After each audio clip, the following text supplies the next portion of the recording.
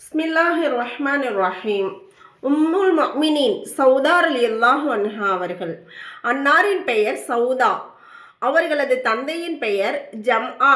தாயாரின் பெயர் சமூஸ். நபித்துவம் கிடைத்த ஆரம்ப காலத்திலேயே இஸ்லாத்தில் இணைந்து முஸ்லீம் ஆகிவிட்டார்கள். மேலும் ஹிஜ்ரத் செய்து ஹபசாவுக்கு சென்று விட்டார்கள். பல ஆண்டுகளுக்கு பிறகு மக்கா முகர்ரமாவிற்கு திரும்பி வந்தார்கள். அவர்களுடைய முதல் திருமணம் ஹசரத் சக்ரான் இப்னு அம்ர் அலி என்ற சஹாபியுடன் நடந்தது. அவர் ஹபசாவின் ஹிஜ்ரத்தில் சௌதா அம்மையாருடன் இருந்தார். மேலும் அவரின் மூலமாக அப்துர் ரஹ்மான் என்ற ஒரு ஆண் குழந்தை பிறந்தது. ஹஜ்ரத் சக்ரான் ரலியல்லாஹு அன்ஹு அவர்கள் வஃபாத்தான பிறகு நபித்துவம் கிடைத்த 10ஆம் ஆண்டு ஹஜ்ரத் சௌதா ரலியல்லாஹு அன்ஹா அவர்களின் திருமணம் நபி ஸல்லல்லாஹு அலைஹி வஸல்லம் அவர்களுடன் நடந்தது. சௌதா அம்மையார் பெரும் கொடையாளியாக இருந்தார்கள். மிகவும் கட்டுப்பட்டு நடப்பவராகவும் வழிபடக்கூடியவராகவும் இருந்தார்கள்.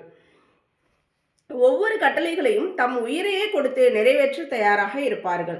ஒவ்வொரு இஸ்லாத்தினுடைய அந்த கடமைகளையும் ரொம்ப முக்கியத்துவம் கொடுத்து நிறைவேற்றக்கூடியவங்களாக இருந்தாங்க.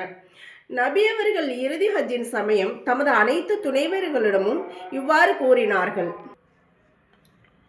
நபியவர்கள் இறுதி ஹஜ்ஜின் சமயம் தமது அனைத்து துணைவர்களிடமும் இவ்வாறு கூறினார்கள். அதாவது, எனக்கு பிறகு நீங்கள் வீட்டிலேயே தங்கியிருங்கள். இதை செவியுற்ற சௌதா அம்மையார் எந்த அளவுக்கு அதை கடைபிடித்தார்கள் என்றால் ஹஜ்ஜுக்கு கூட செல்லவில்லை. அவர்கள் கூறுவார்கள், நான் ஹஜ் உம்ரா இரண்டையும் செய்து முடித்து விட்டேன். இனி அல்லாஹ்வின் கட்டளைப்படி வீட்டிலேயே தங்கியிருப்பேன் அப்படின்னு. ஹஜ்ரத் சௌதா அம்மையார் ஹிஜ்ரி 22ஆம் ஆண்டு வஃபாத்தானார்கள். இன்னா லில்லாஹி வ இன்னா இலைஹி ராஜிஊன்.